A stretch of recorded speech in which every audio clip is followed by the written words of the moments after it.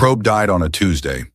No one at the Galactic Council's deep-range monitoring station noticed for 11 minutes because the technician on duty was eating lunch, and because probes died all the time out in the outer dark, clipped by debris, cooked by radiation, simply worn out from the loneliness of watching nothing for decades. Technician Hans Sepp logged it as equipment failure and reached for another bite of his food. Then the backup probe sent its first reading. He put the food down. The backup was registering contacts, ship contacts. The number was climbing, 40, 60, 120, and it kept going up, and Hans Sepp sat very still and watched it, because in 17 years of monitoring the outer dark, he had never seen anything come from that direction. Nothing lived out there. Nothing had ever lived out there. The counter hit 1,000. The probe's display ran out of room for digits. Hans Sepp pressed the emergency channel with one hand. With the other, he pushed his food away. He wasn't hungry anymore. The council chamber of the Galactic Assembly sat on a neutral station at the center of 5 trade routes, chosen 3 centuries ago because it was equidistant from most of the major species and offensive to none of them. It was a practical building, not beautiful, the kind of place where decisions happened because decisions had to happen somewhere. Delegate Pavu had sat in this room for 9 years. He represented the interstitial worlds, small planets, minor species, the kind of political group that mostly existed to fill seats and dilute votes. He was good at his job. He was careful. But he had spent 9 years watching larger powers do what they wanted and learning to live with it. He was not living with what he was looking at now. The main display showed a trajectory line, clean, straight, starting from the outer dark and cutting directly toward a specific patch of space. A small, unremarkable system called Valkyrie, home to a gentle and quietly diminished species that grew medicines and kept records and had spent most of the last 3 centuries trying to recover from what the Keth Dominion had taken from them. The line did not curve. It did not slow. "How many ships?" Pavu asked. The analyst at the board hesitated. That hesitation told him everything. "We stopped counting at 4,000, the analyst said. "The instruments aren't built to handle." She stopped, started again. "We have never needed them to handle numbers like this." 4,000, the largest fleet action in recorded galactic history. The Keth Dominion's campaign against the more collective 60 years ago had used 312 ships. "Who are they?" said a voice from across the chamber. Nobody answered. "Who are they?" the voice said again, louder with the frustration of someone who was used to being answered immediately. That was Chancellor Rockthal of the Keth Dominion. He was tall and broad-shouldered, the kind of figure that filled a room without trying. He had been Chancellor for 20 years. He had never met a question that didn't eventually answer itself to his satisfaction. He did not like this question. "Hail them," he said. They hailed them. The fleet did not respond. They hailed them again. On every standard frequency, in every major language, in the old trade tongue that even dead civilizations had used, in mathematical pulses that any spacefaring species should recognize. Nothing. The fleet moved on its heading, patient, unhurried, like a tide that did not care about the shore's opinion. "Equipment malfunction on their end," Rockthal said, "or a migration convoy, a generation ship group.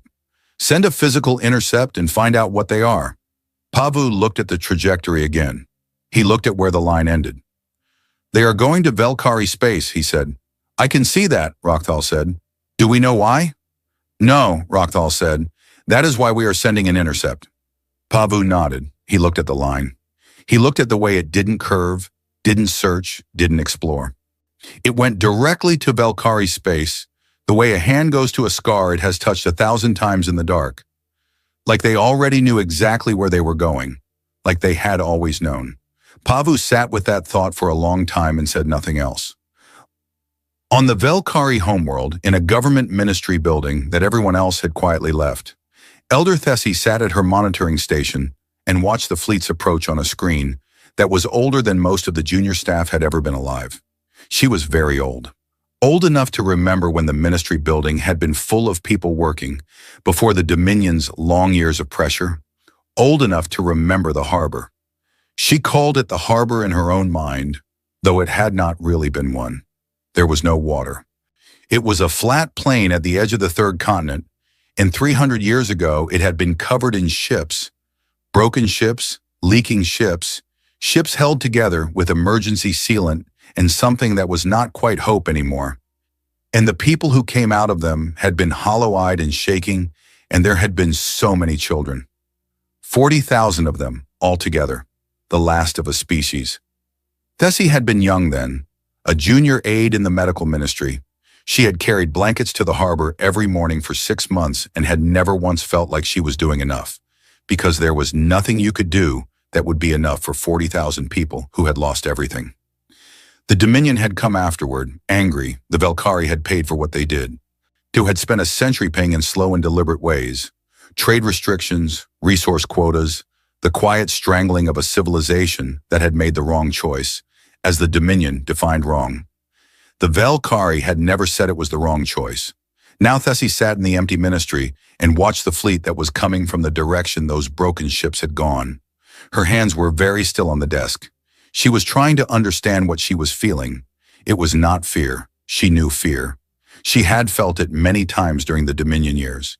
This was something older than fear, something that existed before the word did. The fleet moved on the screen. Patient. Vast. She did not try to name the feeling. She just sat with it. The intercept fleet the Dominion sent was 41 ships. Not their full force. Rockthal was careful about not appearing alarmed, but more than enough to stop a convoy and demand answers. 41 Keth warships in tight formation was a message. It said, "We are the authority in this part of space, and you will identify yourselves." They moved to intercept in the Shara Corridor, a narrow band of navigable space between two thick asteroid fields, a smart place to force contact. The unknown fleet would have to slow or change course, or at minimum acknowledge. At the council station, Pavu watched the Keth intercept team signal on the secondary board. Then the signal stopped. Not disrupted, not jammed, not scattered by static or interference. Just stopped, clean and complete, like someone closing a door.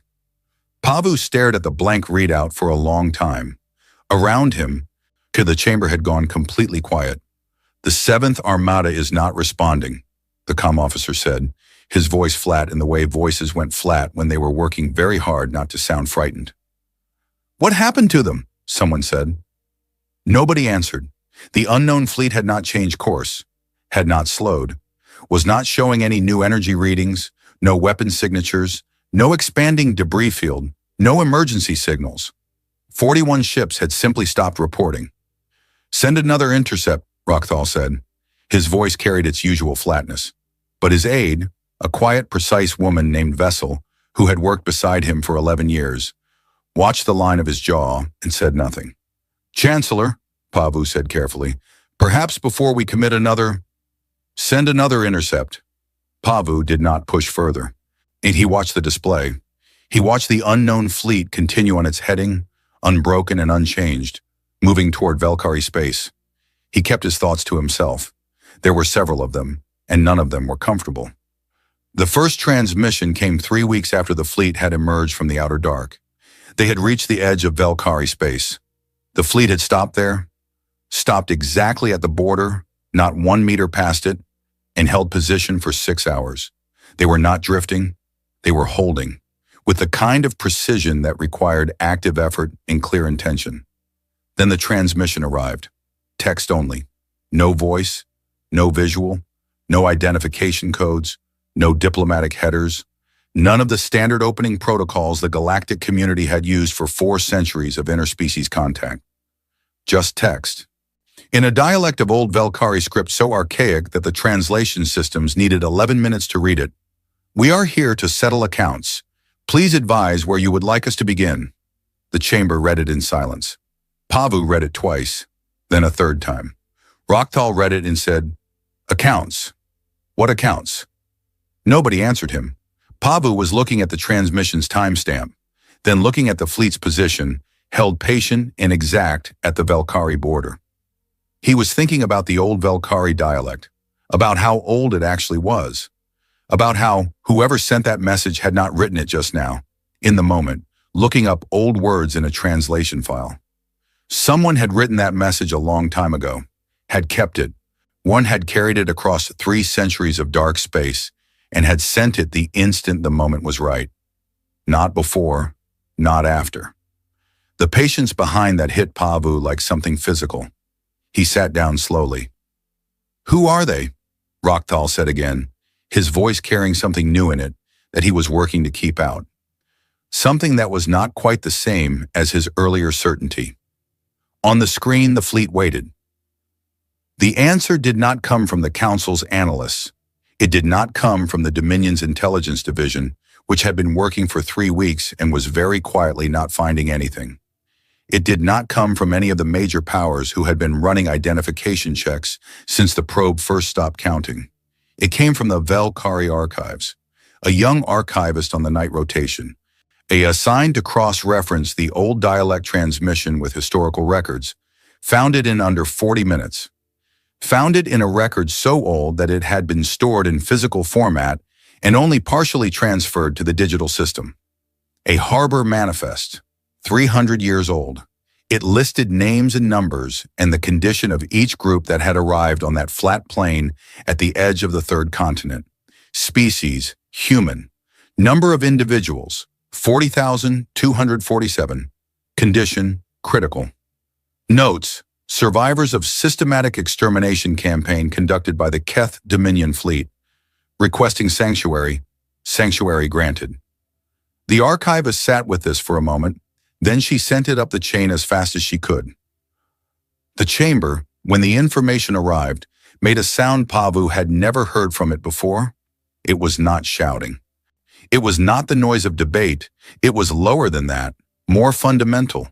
The sound a room makes when everyone in it is recalculating the same thing at the same time and arriving at the same answer.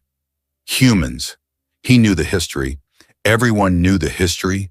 The way people know about things that happened long before they were born and far from anything that touched them directly. The Keth Dominion had moved against humanity 3 centuries ago.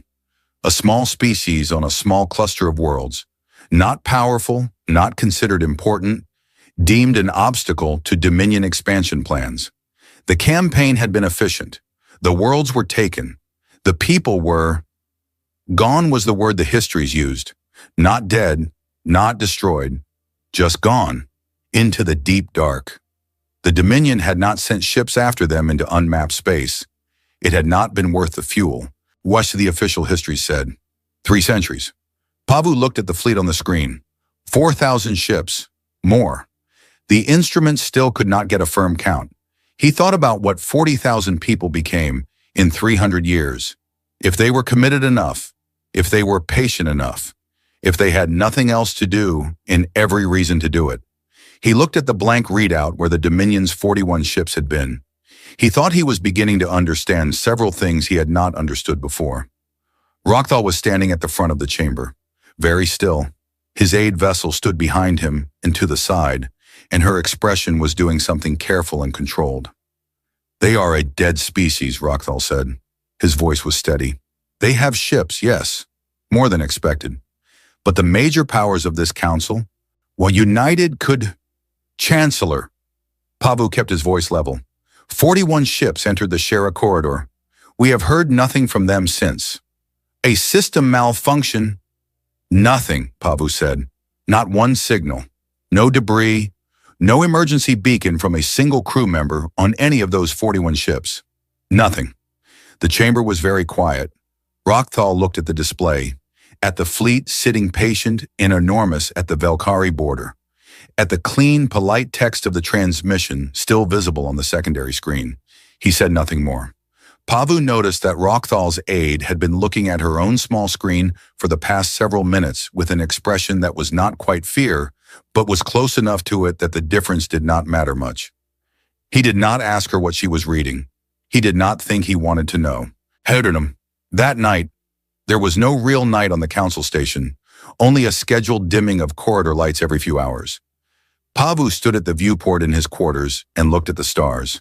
Somewhere out there, beyond what any instrument could show him, 40,000 people had boarded broken ships and gone into the dark 300 years ago. They had gone with nothing. He tried to imagine what you built in 300 years when you had nothing except the memory of what was done to you and the memory of one species that had helped you. When those two things were the center of everything. When your children grew up knowing both of those things as clearly as they knew their own names. He thought about 40,000 people becoming more, becoming a civilization in the dark, with no one watching and no one interfering. HFY with every year and every resource directed toward a single purpose. 300 years. He thought about the Velkari, about a small species that had done one thing, one act of shelter in a desperate moment, and had been made to pay for it slowly and deliberately for a century while the people they sheltered disappeared, and the Dominion's power made it clear that mercy had consequences. The Velkari had paid the price. They had never said it was not worth it. And now something was coming back from the dark. Pavu pressed his forehead against the cold viewport glass. Accounts, he thought. They said accounts, not revenge, not war, not justice even. Justice was a word with a lot of interpretations and a lot of room for emotion to blur the lines. Accounts. He thought about the old Velkari dialect, about a message written long ago and carried all this way and sent at exactly the right moment. He thought about the 41 ships and the clean, complete silence where their signals used to be. Someone has been keeping very careful records, he thought, for a very long time. And now they are here and they know exactly where everything stands. The stars were very still outside the viewport. In the morning, everything would begin. Pavu stood there for a long time, watching the dark where they had come from, feeling the particular cold of understanding something that you cannot undo. On the Velkari homeworld, Thessi received the translation confirmation at the same hour. She read it. "We are here to settle accounts." She thought about the harbor. About 6 months of morning walks across a flat plain carrying blankets that were never enough. About a small boy who had pressed his face into her shoulder and held on with both hands and said nothing at all because there were no words for what had happened to him. She thought about what her people had paid for doing what they did. She thought about what it must have felt like. 40,000 people getting back onto their damaged ships and going into the dark, leaving the only friends they had in the entire galaxy, not knowing if they would ever come back, not knowing if the people they left behind would survive the Dominion's anger, carrying that uncertainty with them into the unmapped dark. She thought about what you hold on to when you carry something like that. She looked at her screen. 4,000 ships. Sarnit, the first thing they did when they came back was write in her people's oldest language and ask where she wanted them to begin. The feeling she had been carrying since the fleet appeared finally had a clear shape. It was not fear. It was not wonder. It was the specific feeling of someone who made a choice long ago without knowing if it mattered, and then lived for 300 years inside that not knowing, and then one quiet evening received their answer. Thessi sat in the empty ministry and let herself feel it completely. Outside the window, the city was ordinary. The evening light was ordinary. Somewhere nearby, a bird made a small sound in a tree. She pressed the reply key. She typed in the old dialect her grandmother had taught her, and in words she had not used in 40 years because no one spoke them anymore. "Begin here." She sent it. She sat back. She was crying. She did not know when she had started. She did not try to stop. Outside, the city continued its ordinary evening, unaware that in a quiet ministry office, an old woman had just answered a question that had been waiting 300 years for someone to ask it. The fleet received her message. The fleet began to move. The shuttle Pavu took to the human flagship was a small diplomatic vessel, standard issue, the kind of craft designed to look unintimidating and neutral. It had comfortable seats, a small refreshment unit, and windows along the side that now showed him something his brain kept refusing to fully process.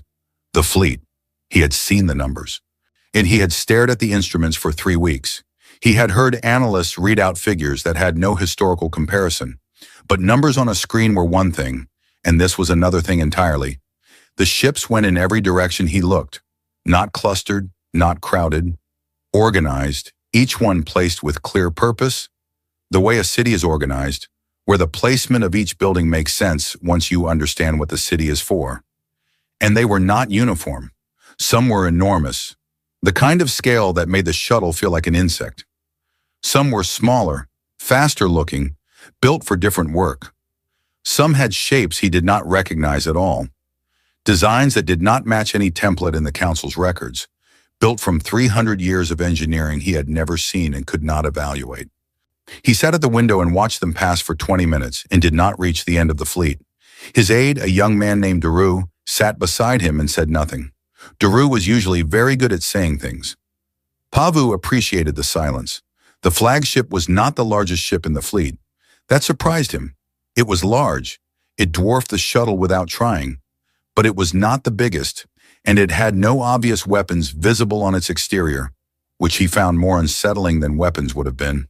A ship that showed its weapons was making a statement. A ship that didn't was not interested in statements. It was simply a ship that had come here to do something and did not need to prove anything to anyone. The docking process was smooth and automatic. The airlock opened. There was a human there waiting.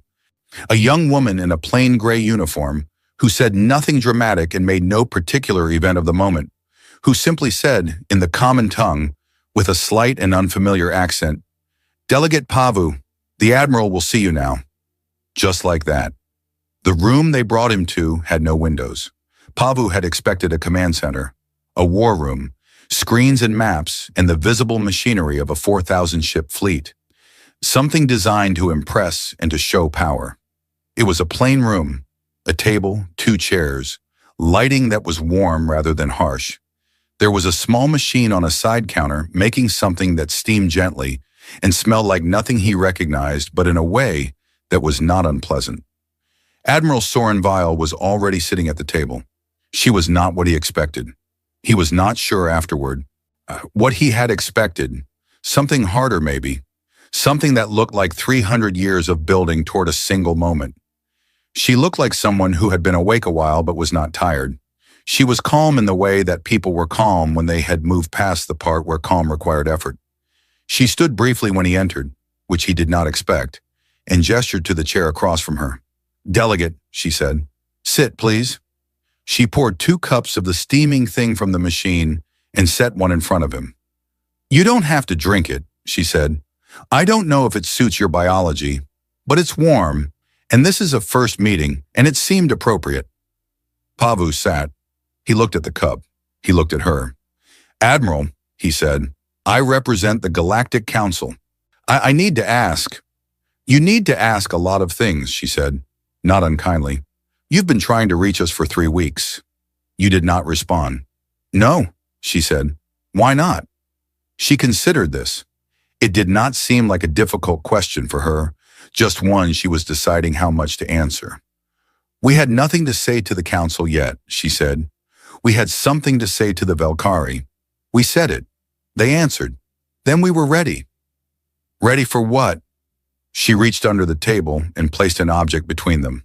A ledger, physical, bound in something dark and slightly worn at the corners, the way things got worn from being handled regularly over a long time. It sat on the table between them, and it was the most ordinary-looking object in the room and somehow the most important. Pavu looked at it. "What is that?" he said. "An accounting," she said. "Of everything." She did not open it immediately. She drank from her cup and let him look at the ledger. He did not touch it. He was not sure he wanted to. "Every species in the Council has an entry," she said. "Every interaction our people had with every species, going back to first contact and forward through today. Every kindness, every harm, every trade agreement honored or broken, every refugee taken in or turned away, every ship that helped and every ship that fired." She said it the way someone states a fact about the weather. Not proudly, not threateningly, just cleanly. "You have been watching for 300 years, Pavu said. "We have been recording," she said. "Watching suggests we were hidden. We were not hiding. And we were in the unmapped dark doing what our people have always done. Surviving, building, making something from nothing. And recording," he said. "We sent observers," she said. "Long range, patient. It is not difficult to gather information about people who do not believe you exist and therefore do not bother to conceal themselves from you." Pavu thought about that. He thought about the last 300 years of galactic history, all of it proceeding normally. No one thinking about the 40,000 people who had gone into the dark. All of the conversations and decisions and cruelties and kindnesses that had happened in open sight, in ships and stations and council chambers, while somewhere in the unmapped dark, someone was writing it all down. He felt the particular uncomfortable feeling of someone who has been observed without knowing it. "The Valkyrie entry," he said. "What does it say?" She opened the ledger to the first page. He looked at the Valkyrie entry. He could not read human notation, but the structure was clear. A column of figures, entries, dates stretching across the page. At the bottom of the column was a number. Large, very large. 40,000 people, Vile said. Shelter for 6 months in conditions that cost your people significantly. Resistance to Dominion pressure at personal cost to the Valkyrie government. Medical care, food stores, material given freely. Then the accumulated cost to the Valkyrie people over the following century. The trade restrictions, the resource extraction, the systematic economic damage the Dominion imposed as punishment for what the Valkyrie did. She turned a page. "We include that," she said. "What it cost them to help us. What they lost because they helped us. That is part of the debt." Pavu was quiet. "You include what was done to them because of you," he said. "If you shelter someone and they bring you harm in doing it," she said, "and you knew that was possible and did it anyway, then the harm is part of what they gave." "Yes." Pavu sat with that for a long moment. "The Valkyrie entry is at the front," he said. "Yes," she said, "because they are first. Because everything else in this ledger comes after them," she said. "Everything we built because of 6 months on a flat plane at the edge of their third continent. That is the first entry because it is the foundation of all the others." The room was quiet. Pavu picked up his cup and drank from it. It was warm and slightly bitter and not bad at all. "What does the council's entry say?" he asked. She turned several pages and found it without hesitation. He looked at the numbers. He could not read them, but the column was not as long as the Valkyrie entry. It was not deep red, which he had begun to suspect might indicate debt, but it was not empty either. "Neutral to modest positive," she said. "The council provided passage to several human refugee ships in the early years, before the Dominion made its position clear. After that, the council stopped providing passage. The Dominion pressured." "I know why," she said. "It is still in the ledger." He nodded. That was fair, and he knew it was fair. "You are not here to harm the council," he said. "We are not here to harm anyone," she said. "We are here to settle accounts. Those are very different things." "And the Keth Dominion's entry?" She did not turn to it immediately. She looked at him steadily. "The Dominion's entry," she said, "is in the back." She picked up her cup. "There is a reason we put it in the back," she said. Pavu thought about the 7th Armada, about the blank readout, about 41 ships in complete, clean silence. He did not ask her to turn to the back. "I want to be clear about something," Val said. "We did not come here to fight. We have not been preparing for a war." Pavu looked at the fleet visible in every direction outside the ship. She understood what his silence meant.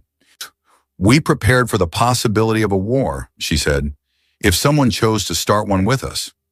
That preparation took the same amount of time and resources as what we actually came here to do, which is settle accounts. The difference is that what we actually came here to do is almost finished." "Almost," Pavu said. "The Valkyrie repayment is large," she said. "It will take time to deliver properly. We want it done correctly." "What form does it take?" She told him. He listened for a long time. His aide Daru, sitting quietly in the corner of the room, had stopped writing things down somewhere in the middle and was simply listening with his mouth slightly open. It was not weapons, not territory, not political leverage or military support, or any of the things that constituted power in the galaxy's current language. Fine, it was everything the Valkyrie had lost, calculated precisely, returned in full. Infrastructure, technology, biological and medical knowledge accumulated over 3 centuries of isolated development. Agricultural systems, energy architecture, educational materials, population support frameworks. "You built all of this," Pavu said. specifically to give it to them. We built much of it for ourselves, she said. We are giving them the equivalent of what was taken. The equivalent, he said. How do you calculate? Very carefully, she said, and for a very long time. The room was quiet again. Outside, the fleet drifted in its organized calm. There is something I need to ask, Pavu said. The 7th Armada, she said. He had not said it yet. She had known what the question was. Yes, he said. She held her cup in both hands. She looked at the ledger on the table between them. The Rockthal 7th Armada, she said. 41 vessels. They intercepted us at the Shara corridor. Pavu waited. We have logged it, she said, in the ledger. She did not say which column. He did not ask. He thought about 41 ships and a blank readout and the clean, complete absence of anything afterward. No debris, no signals, nothing. He thought about a civilization that had spent 300 years in the dark, that had developed without anyone watching, that had sent long-range observers who recorded everything in a physical ledger with worn corners because it had been handled so many times. He thought about what 300 years of directed, focused, purposeful work looked like when it finally arrived. He did not ask which column. The meeting lasted 4 hours. When it was over, Vile walked with him to the airlock. She did not send an aide. She walked with him herself, through clean, plain corridors, past humans in gray uniforms who nodded at her as she passed and did not stare at Pavu, which he found remarkable, given that he was the first non-human many of them had likely ever encountered in person. They did not stare. They simply went about what they were doing, because there was work to do, and the work was the point, and everything else was secondary to the work. At the airlock, Val stopped. Delegate, she said, I want to say something not for the record and not as a formal communication. Pavu stopped. The council did not do nothing, she said. In the early years, before the Dominion made its position fully clear, there were small things, ships that looked away, authorities that processed transit documents very slowly and asked no questions, small things done by individuals at some risk to themselves. She looked at him. We know who they were, she said. Those entries are in the ledger too. Pavu thought about 9 years in a council chamber, about his own world's history, about whether his own people had an entry and what column it was in. We are not only here to collect debts, Vile said. The ledger works in both directions. She put out her hand, the human gesture, open palm, which he knew from cultural files but had never experienced firsthand. He took it. Her grip was firm and brief and entirely ordinary. We will be in touch, and she said. Well, he nodded and stepped through the airlock. In the shuttle, on the way back to the council station, Doru sat beside him for a long time without speaking. She knew about the 7th Armada before we asked, Doru finally said. She had the name and the number already. Yes, Pavu said. She knew we would ask. She knew everything we were going to ask, Pavu said. She has known for a very long time what this conversation would look like. Doru was quiet. She poured you tea, Doru said. She poured something warm, Pavu said. She said she didn't know if it suited my biology. She still poured it. Pavu looked out the window at the fleet, at the vast and organized calm of it. The ledger, Doru said. Did you see, when she opened it, how worn the binding is? Pavu had seen.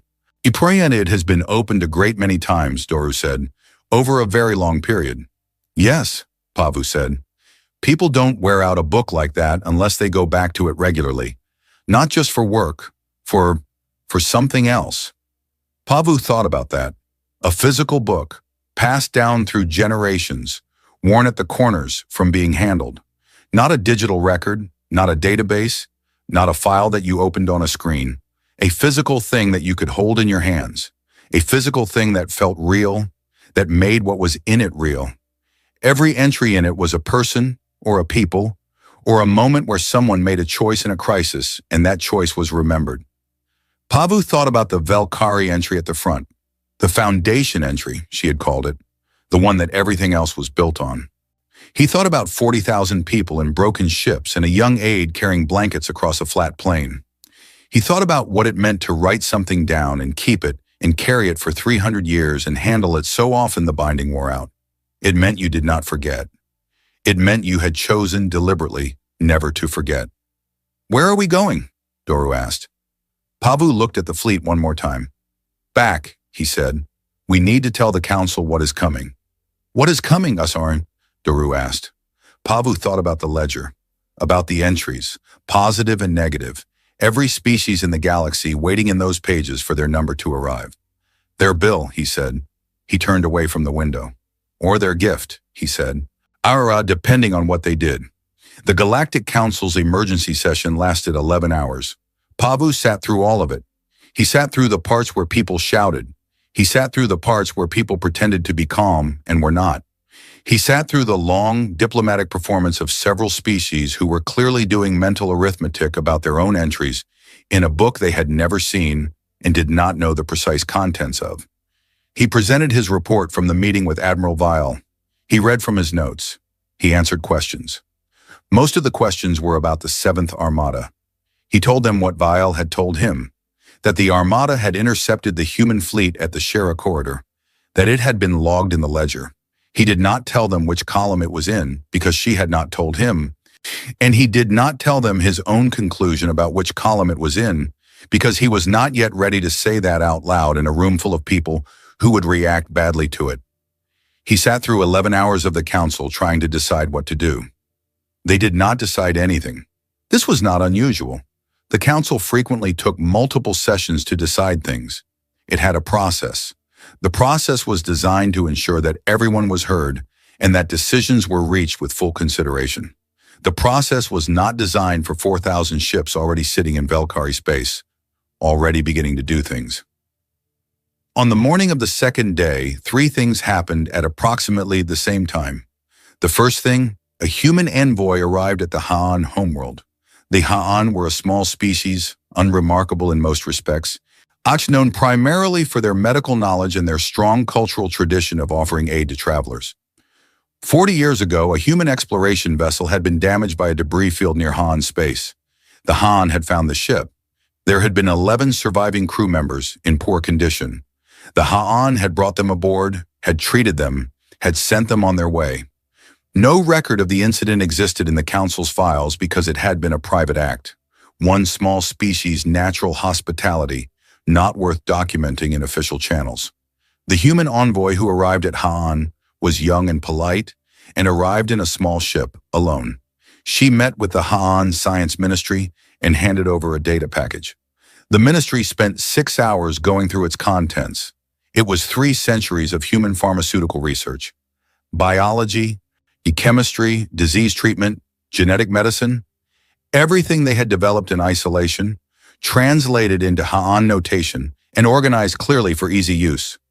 Not a promise of future sharing, not a trade proposal. Delivered, complete, without conditions.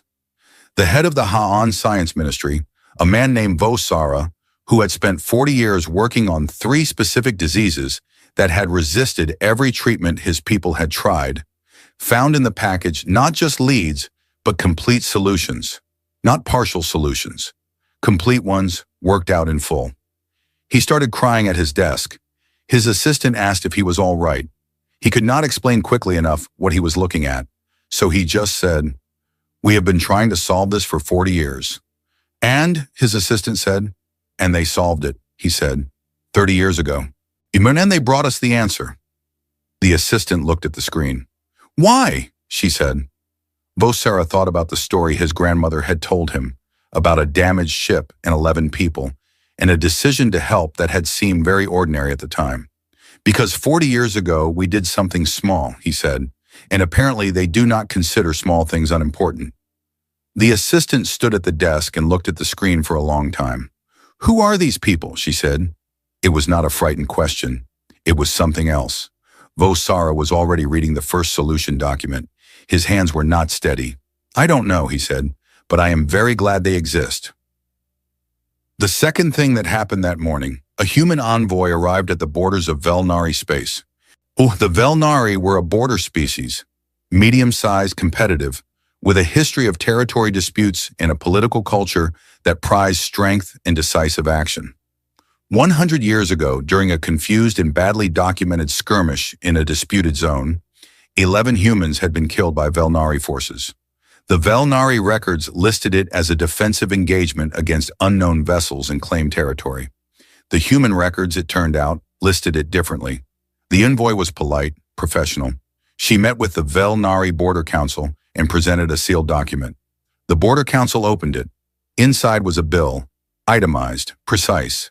11 individual accounts, each calculated separately, with entries for each loss, direct harm, lost future contribution, compounded across a century.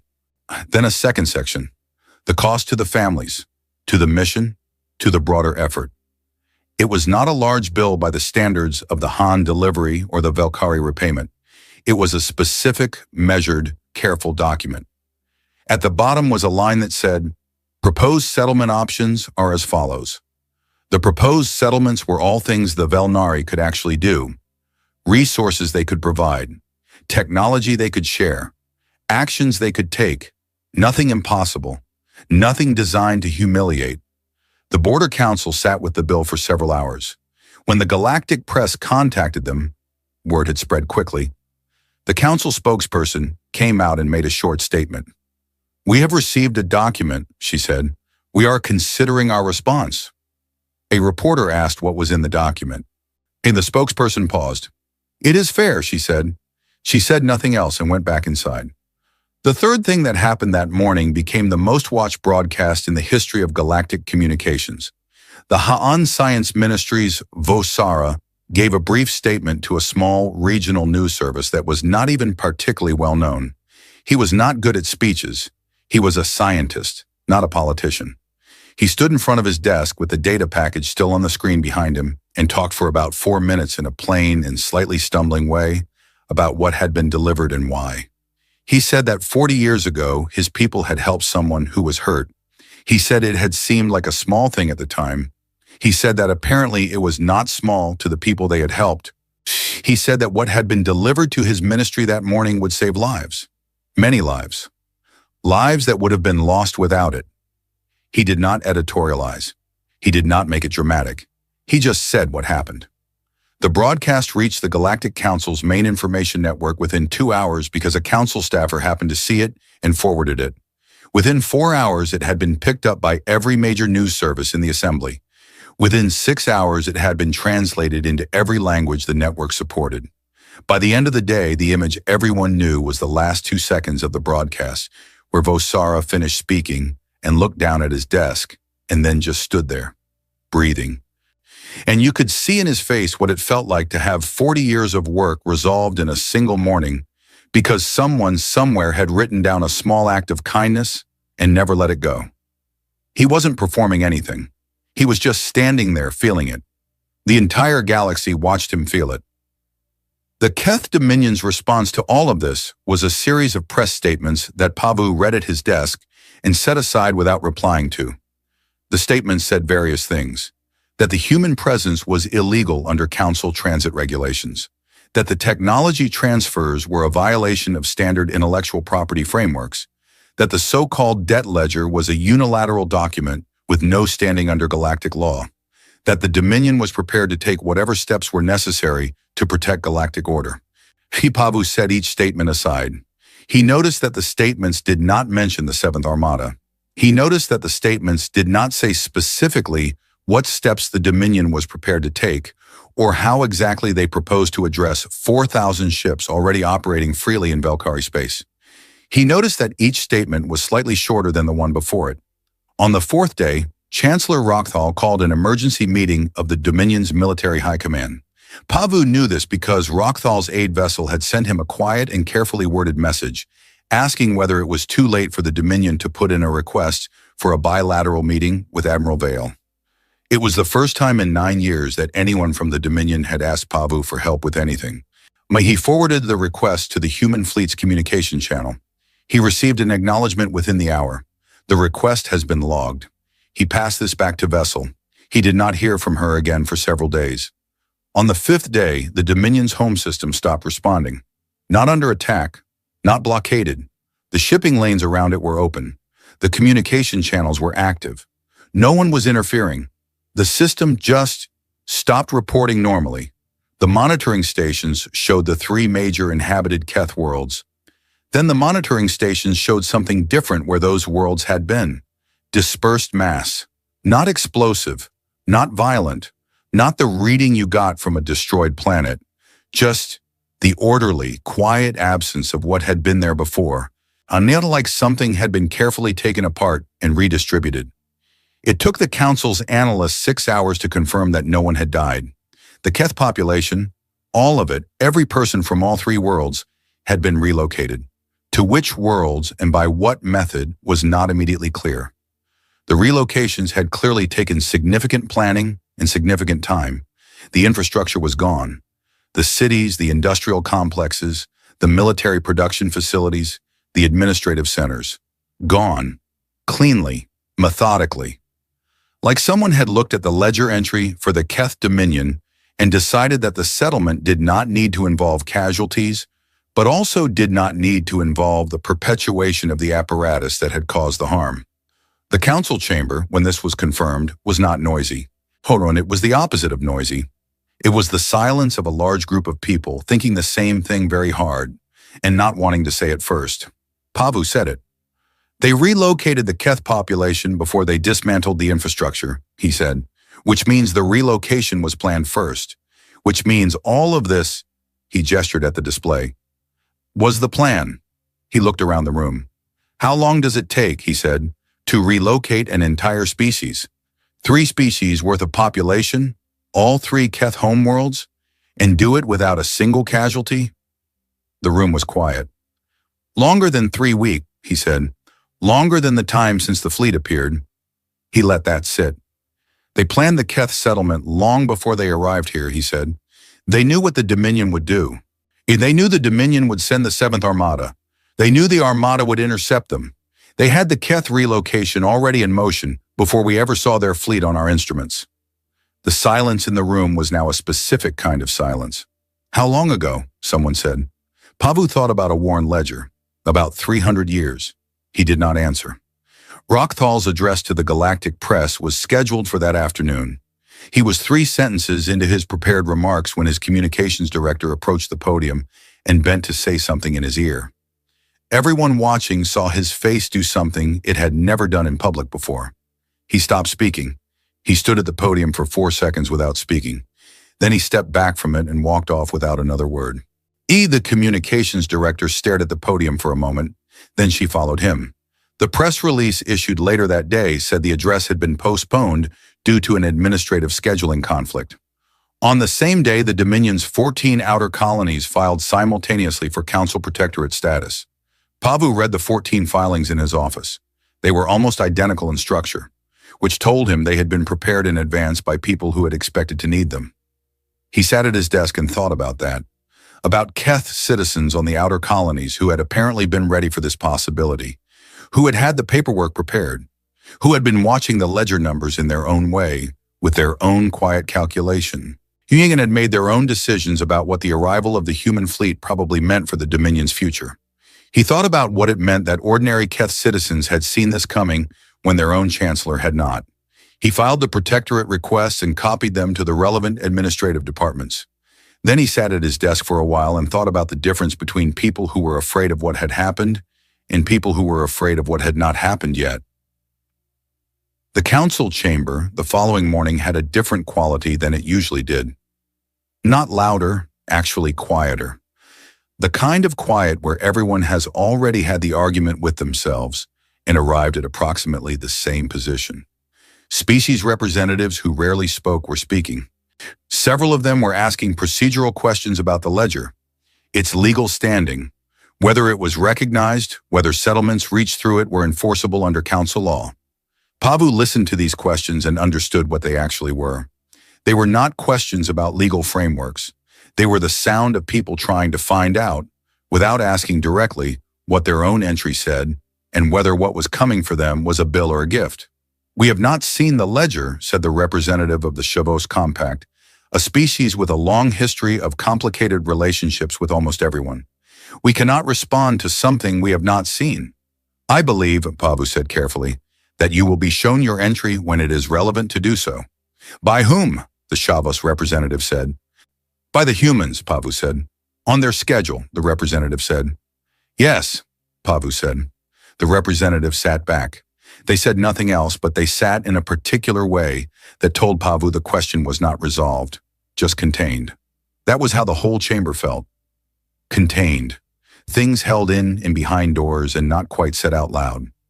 He thought about the Velnari spokesperson. It is fair, said quietly as though surprised, as though fairness was not what had been expected and the surprise of it was hard to process in public. He thought about Vosara standing at his desk with 40 years of impossible problems suddenly resolved behind him. He thought about the Ha'an families who would live because of what had been delivered, about the specific diseases, about the complete solutions. The council chamber talked for 7 hours and reached no formal resolution. After in the corridor, a representative from a small species called the Mevan stopped Pavu. The Mevan were very small and very old as a civilization and very quiet in galactic politics. They had been around long enough to have seen things come and go. Delegate, the Mevan representative said. A question? Yes, Pavu said. The species that sent those 40,000 people away, she said, that exterminated their worlds and did not pursue them into the dark because it was not worth the fuel. Pavu waited. Do they understand, she said, what they made? Pavu thought about a physical ledger with worn corners, about a message in a dead dialect carried for 300 years, even about a fleet that held position exactly at a border and waited 6 hours for a reply before moving 1 meter into the space they had been invited into. No, he said, I don't think they did. That is the most terrifying thing you could have said, she told him. She went back into the chamber. Pavu stood in the corridor. Outside the station's viewport in the distance, ships were moving toward Velkari space. Human ships, carrying things, doing the work they had come to do, patient and quiet and entirely certain of what they were doing. Pavu went back to his office and sat at his desk for a long time before he could find a way to start his next report to anyone. They came in the morning. Not warships, freighters. The distinction was clear even to Thessie's aging eyes. The shape of them was wrong for combat. Was built wide and heavy rather than lean, built for carrying rather than fighting. Hundreds of them moving in a slow and coordinated line across the Velkari sky, holding formation with such easy precision that they looked like a single thing rather than many. Thessie stood at the window of the ministry building that had been her post for 60 years and watched them come in through the atmosphere. The younger government officials were gathered in the main hall, speaking to each other in low voices, doing the organizational work of receiving something this large and this unexpected. There were protocols being written on the spot. There were comm channels being opened and closed. There was the particular organized noise of a bureaucracy trying to adapt quickly to something it had not prepared for. Thessie was not in the main hall. Why, she was at the window. The freighters were descending now, spreading out over the landscape, each one moving to a specific position with the kind of deliberate placement that told her they already knew where they were going. Not searching, not circling. Each ship going to a specific place that someone had chosen in advance. She thought about the harbor again, about ships arriving on a flat plain. These were different ships, different people, different moment. The same thread, though, the same line running from then to now, 300 years long, and she was standing at both ends of it at the same time. She put her hand on the window glass. Outside, the freighters descended. The first thing they did was maps. Human engineers arrived at the Velkari government offices with physical map documents, printed, detailed, eyes showing the entire planet in sections, and spent 3 hours with the government's infrastructure coordinators going over every marked location. The marked locations were where things would go. Thessie sat in the back of the coordination room and watched this happen. She watched the human engineers explain their plans in careful, simply spoken, common tongue, pointing at the maps, answering questions patiently, never seeming frustrated when a question required a long answer. She watched the Velkari coordinators lean over the maps and follow the pointed fingers and ask more questions. One of the human engineers was very young, younger than Thessie's grandchildren. He had a scar along the side of his jaw, and he spoke with his hands a great deal. He was explaining the water system, not a water system that the Velkari would have to build themselves.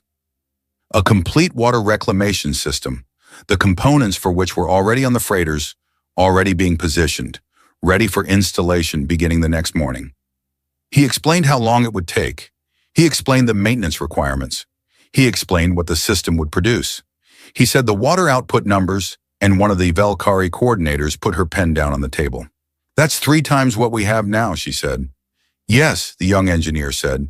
"We have been on rationing protocols for, 40 years," he said. "We know. The rationing protocols are in the plan. The new system is calibrated to address the deficit that was created during the Dominion restriction years and to provide sufficient surplus to prevent future rationing under normal conditions." The coordinator stared at him. "You calculated our rationing deficit," she said. "We calculated what was taken," he said. "The water system is part of what was taken. We are returning it." The coordinator looked at the map, at the points marked in red where the components would go, at the web of lines connecting them. She looked back at the young engineer. She did not say anything, but something in her face did. The young engineer understood what it meant. He gave her a small plain nod. Then he pointed to the next item on the map and continued explaining. The school was built on the 8th day. Tessie was not expecting it. She had been watching the larger work. The terraforming arrays going in on the stripped land in the southern continent. The orbital station assembling itself in sections with a speed that still astonished her every time she looked up. The medical facilities opening in 3 cities at the same time. Fully equipped, fully staffed, already seeing patients. The orbital station, she had been told, took 11 days to assemble from components on the freighters. 11 days. The Valkyrie equivalent had taken 9 years. She had been watching the large work, and so she almost missed the school. It was in a district of the capital city that had been bombed during the worst years. The buildings around it were still unrepaired. The Valkyrie rebuilding had been slow, constrained by the resource restrictions the Dominion had maintained through most of the last century. The district was not fully abandoned, but it was not well. It had the specific quality of a neighborhood that had once been something and was now reduced to its outline. The school was small. It was placed where a building had stood before the bombing. Human construction workers had cleared the site in a day and built the structure in 6. It was not large or grand. It was sized correctly for a neighborhood school, with rooms for children and a space outside for them to move around in. When Tessie came to see it, a human worker was finishing the entrance. He was placing a plaque beside the door. He secured it carefully. Then he stepped back and looked at it, and then turned and saw her. He said nothing. He seemed to understand who she was without being told, though she did not know how. He stepped to the side and let her look at the plaque. It was in old Valkyrie script, the same archaic dialect that the first transmission had used. The words were clear and plain. From the children of the 40,000. Tessie looked at the plaque for a long time. The construction worker waited quietly and did not rush her. She did not cry this time. She had done her crying. What she felt now was past the place where crying reached. She reached out and touched the plaque with 2 fingers, very briefly. Then she turned and walked back toward the ministry. She had work to do.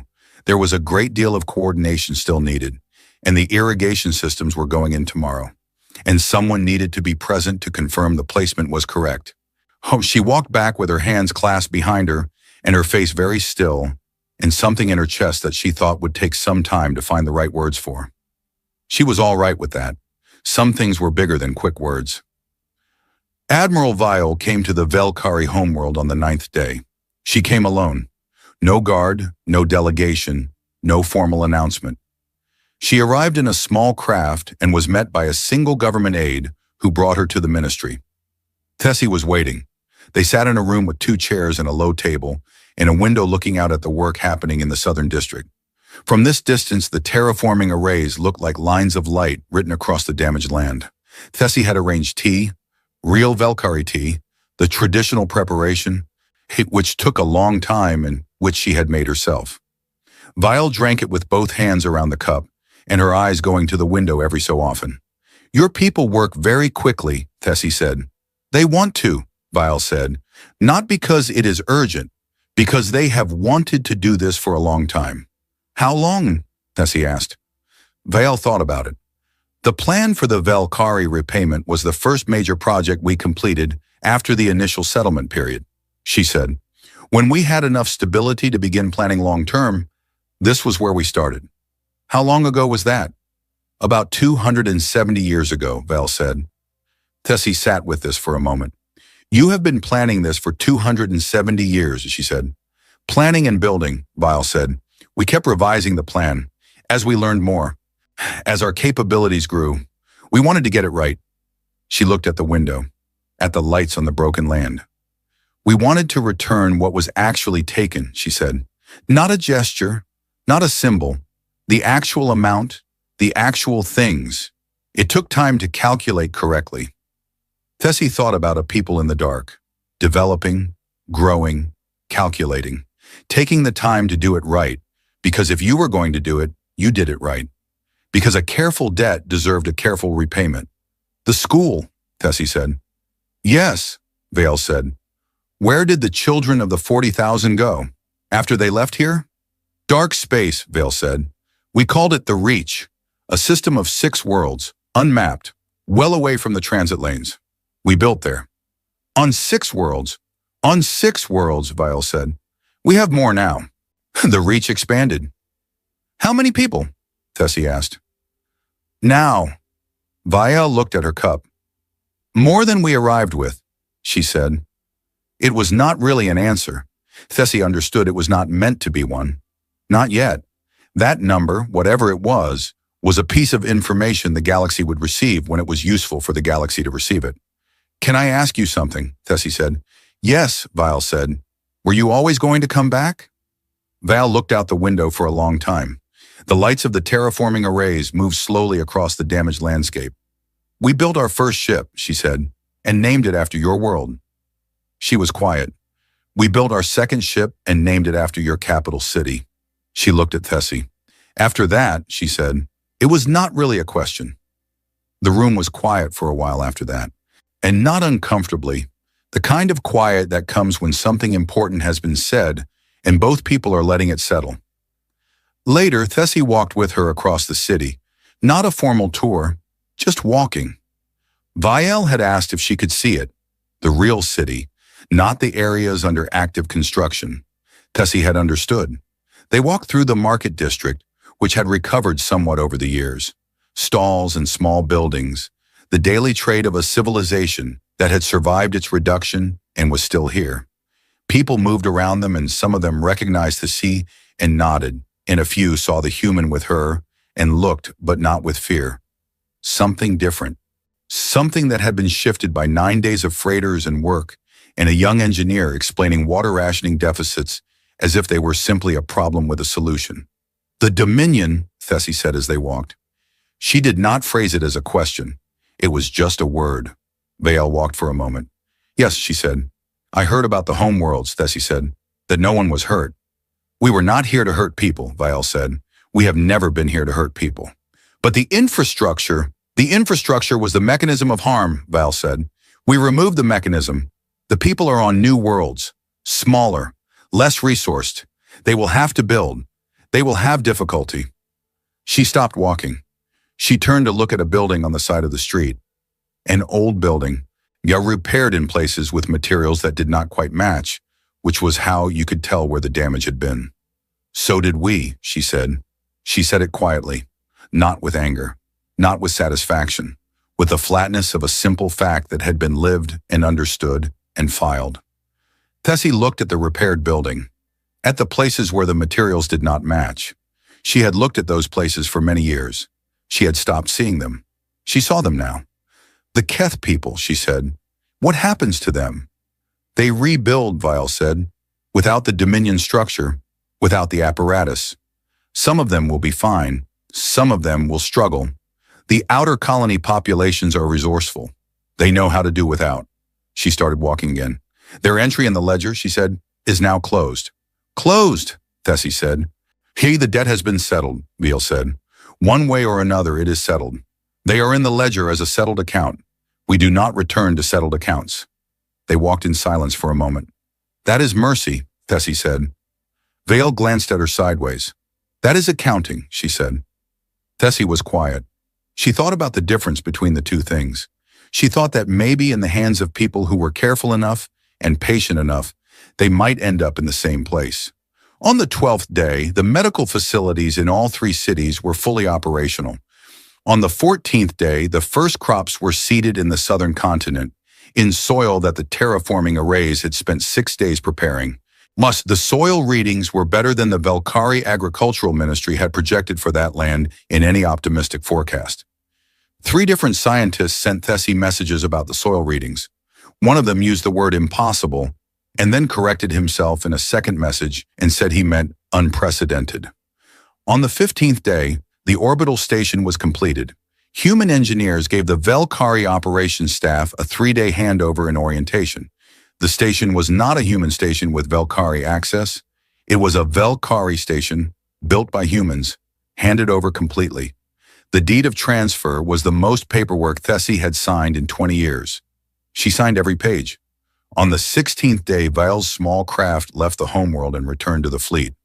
Thessi stood at the window again. The freighters were still there, still working, still making their slow, organized passes over the landscape. The work was not done. It would take more weeks.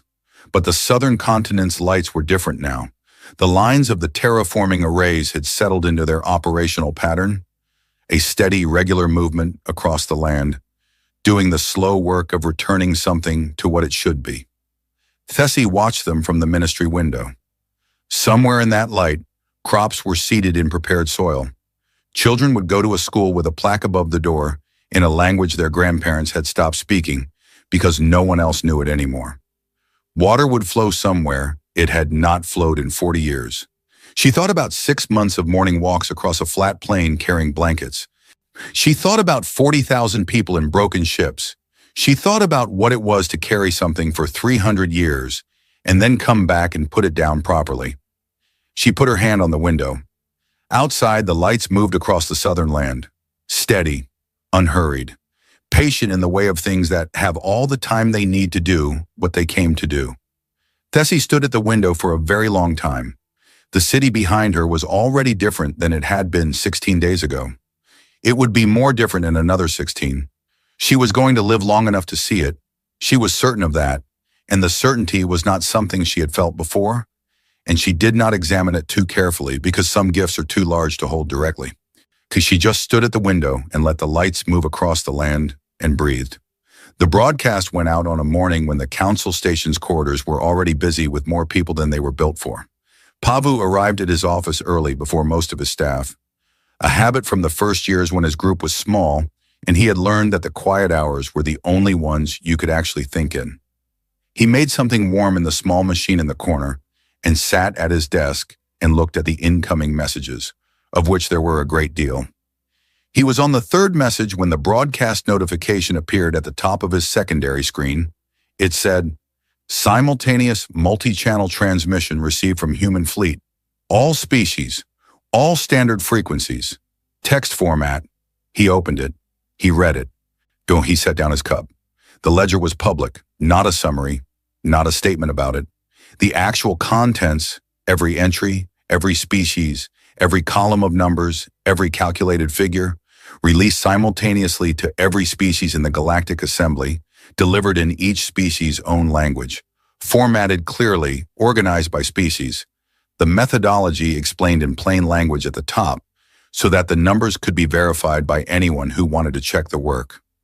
There was no accompanying statement, no declaration, no demands, no deadline. Just the ledger, delivered to everyone at the same time, and the clean, quiet implication that everyone could now see their own number and everyone else's and draw their own conclusions. Pavu read through his own species entry. It was not long, it was accurate. He recognized several of the entries, specific decisions, specific moments he had been present for or had read about in his own government's records. They were listed without editorializing, without weight given to the politics around them, simply as actions taken or not taken. He looked at the total. Modest positive, slightly better than he had expected. His own world had, apparently, quietly done a few things right over the years that were in the ledger and not in their own official histories. He sat with that for a moment, the strange experience of being seen more completely than you knew. He thought about every other species representative on this station reading their own entry at the same moment. He thought about the private calculations being done in offices all across the council. He thought about what it meant to have your history summarized by someone who had no political reason to soften it. He thought, they did not have to make it public. They had already started delivering on the positive entries. The Haiyan delivery had happened. Other deliveries had happened quietly in the weeks since, to species with positive numbers. The negative entries, the Velnari bill, and others, had been presented to those species privately. Making it public was a separate choice. He thought about why you would make that choice. So everyone knows, he thought. So the positive entries are acknowledged publicly, not just received quietly. So the negative entries carry a weight that private billing does not. So every species in the galaxy can see the full picture and understand that the ledger is not a political tool. It is simply what happened, written down. The most powerful statement was not the debt collection, it was the transparency. This is what your history looks like when someone recorded it honestly, the broadcast said, without saying it. You may disagree with the methodology, you may dispute specific entries, but the methodology is there for you to check, and you will find it is sound. Pavu's comm system began making noise, every channel simultaneously. He let it make noise for a while, and finished his warm drink, and read through several other species entries in the ledger before he started answering. The council session that afternoon was not 11 hours. It was 3. 3 hours was all it took, because the release of the ledger had changed the shape of the conversation. People had stopped asking what was in it, and they now knew. The question was what to do with what they knew, and that question turned out to have a fairly clear answer once the noise cleared. The Velnari settlement had been agreed and signed that morning. The Velnari Council had been sitting on the bill for 3 weeks, and the public release of the ledger apparently resolved whatever hesitation had remained. 2 other species with negative entries submitted their proposed responses before the session began. Both proposals were measured and realistic, built around the settlement options the human envoys had offered, not improvised panic. Both proposals had clearly been worked on for some time. People were ready, Pavu observed, had been getting ready. The ledger's public release had simply removed the last reason to keep the preparations private.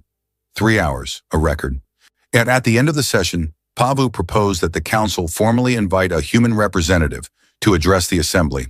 The motion passed by a significant margin. He sent the invitation to the human fleet's communications channel. He received a reply within the day. The invitation has been received and logged. A response will be provided. Not yes, not no. Logged. He understood by now that this was how they communicated intentions. Nothing was said that was not meant. Nothing was promised that was not certain. The word logged meant it had been received and would be addressed when addressing it was appropriate. He put it in his notes and moved on. On a neutral world in the outer reaches of Dominion-adjacent space, a young woman named Mira was watching the broadcast from a small apartment that overlooked a gray and unremarkable city. She was 23 years old. She worked in a records office. She had done this work for 2 years since finishing her studies, and she was good at it.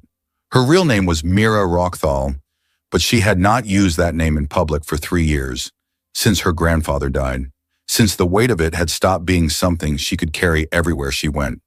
She was watching the broadcast of the ledger's release. She had been watching everything related to the human fleet since they appeared, the way you watch something that was coming toward you and might or might not be coming toward you specifically. The Dominion entry was near the end of the ledger. It was long. She did not read all of it. She had grown up in the Dominion's administrative class. She knew enough of the history to understand the general shape of what the numbers meant. She did not need to read every line to understand it. She looked at the total at the bottom of the Dominion's entry. She sat with it for a long time. Then she closed the broadcast and went to work. She worked her regular shift. She filed her regular records. She had a meal in the office's small eating area with 2 colleagues who were also watching coverage of the broadcast and who talked about it in the careful way people talked about large things they did not know how to hold yet. She came home. She sat in her apartment and thought about her grandfather, about the things she had been told as a child and the things she had understood much later, as an adult, in the way understanding often worked. Not arriving all at once, but settling slowly over years, until one day it was just something you knew and could not unknow. She had spent 3 years building a quiet life under a different name. working in a records office, being ordinary. She had 3 weeks ago begun writing a message, had not sent it, had rewritten it several times. Tonight she finished it. It was not long. It asked one question. She sent it to the human fleet's communication channel, the public one that was listed in the diplomatic record. She did not expect a reply. She received an acknowledgement within the hour. Your message has been received. 3 days later, she received a follow-up. Admiral Vile will meet with you at the following station at the following time, if you are able. Mira sat with this for a long time, and then she booked her travel. The station Admiral Vile had named was a small one, a transit point, the kind of place where people passed through rather than stayed. It had a viewing lounge with a long window looking out at a quiet stretch of space, and it was here that Vale was waiting when Mira arrived. Vale was alone. No aid, no security, no delegation. Mira walked to the table. She sat down. She had rehearsed several openings. She had a question she had been carrying for 3 weeks. She had words prepared. She looked at Val. She said, "What happens to the negative numbers?" Val looked back at her. She looked at Mira the way she looked at things, completely without hurry. Mira had the specific experience of being seen clearly by someone who was not deciding what to do with what they saw, just seeing it accurately. And the silence lasted a few seconds. It was not a hostile silence. It was the silence of someone who understood precisely what was being asked. "You're not the Dominion," Vale said. "My name is—" "I know your name," Vale said. "Both of them." Mira was quiet. "You're not the Dominion," Vale said again, quieter this time, not as a statement about politics, as a statement about what she was looking at. "But the number," Mira started. "The Dominion's entry is closed," Vale said. "The account is settled." "The infrastructure—" "Gone," Vale said. "Yes, that is the settlement." "And the people? The Keth people on the New Worlds? They had nothing to do with—" "Some of them had nothing to do with it," Vale said. "Some of them did. The account is settled for all of them the same. The settlement was not designed to distinguish. The Dominion as an entity has a closed account. The people who came from it are individuals. Individuals have their own entries." She looked at Mira steadily. "Your entry," she said, "is not your grandfather's entry." Mira sat with this. "What is my entry?" she said. 3 years, Vale said. "You have been building something different for 3 years, under a different name, in a records office, doing ordinary work. There are people in your building who know you by your ordinary name and think of you as someone who keeps good records and is reliable and brings food to share sometimes." Mira did not ask how she knew this. She was past the point of asking how they knew things. "You asked a simple question," Vile said. "What happens to negative numbers?" Mira waited. "Numbers change," Vile said. She said it plainly, without comfort built into it, without the softness people put around things to make them easier to hold. Just the flat truth of it. Numbers change. Mira sat with this. It was the least reassuring reassurance she had ever received. It gave her no promise. It made no guarantee. It also did not close a door. "What does that mean practically?" she said. "It means," Vile said, "that the ledger is a living document." She stood. "New entries go in every day," she said. "Old entries are updated when circumstances change. The ledger is not a sentence. It is a record." She was preparing to leave. "Why did you agree to meet with me?" Mira said. Vale paused. "Because you asked," she said. "That's all?" "You asked honestly," Vale said. "You asked because you needed to know the answer. Not because you wanted to negotiate or to make a case or to get something. You just needed to know." She looked at her. "We always answer honest questions when we can," she said. She walked away.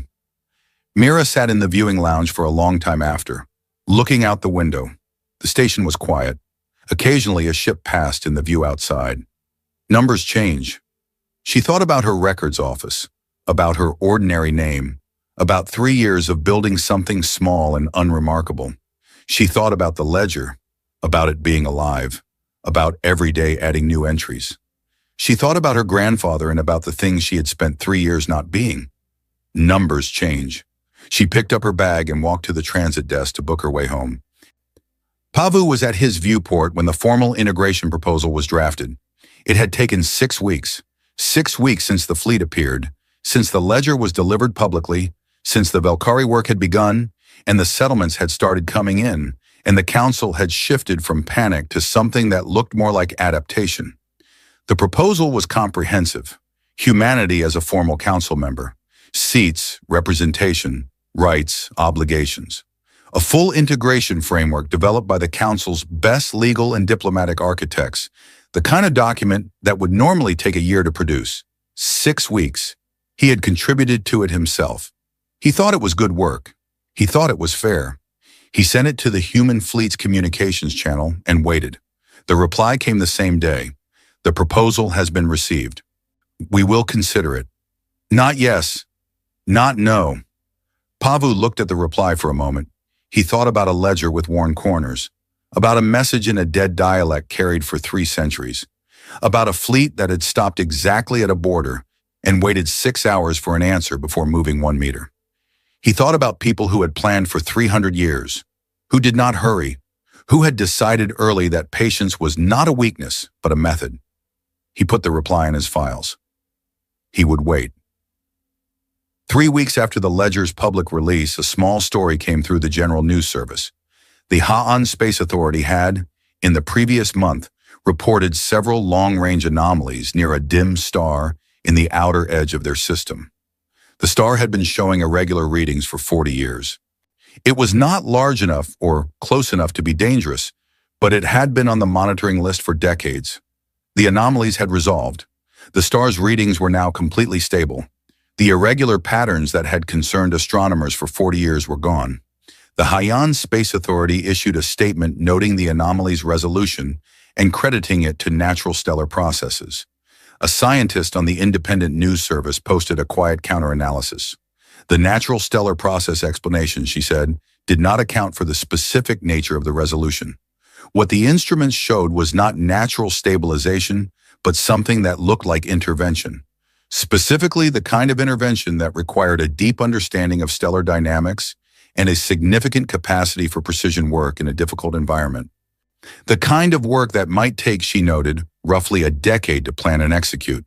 She also noted that the Ha'an had, 40 years ago, helped 11 humans who were hurt.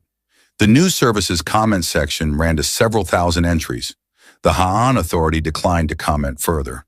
The human fleet declined to comment at all.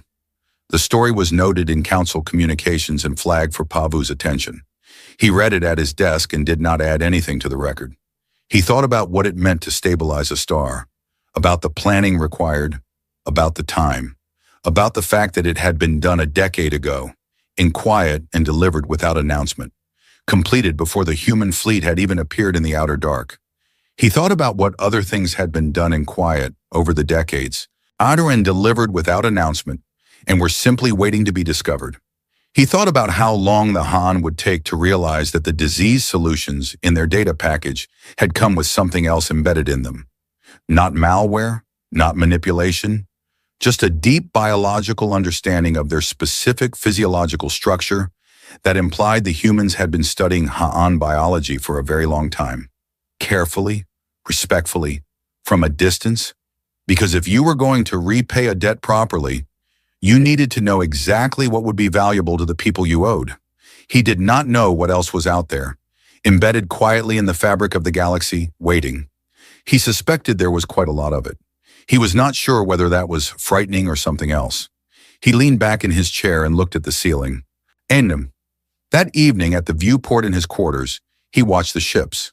The human fleet had redistributed itself over the past 6 weeks, not concentrated in Valkyrie space anymore.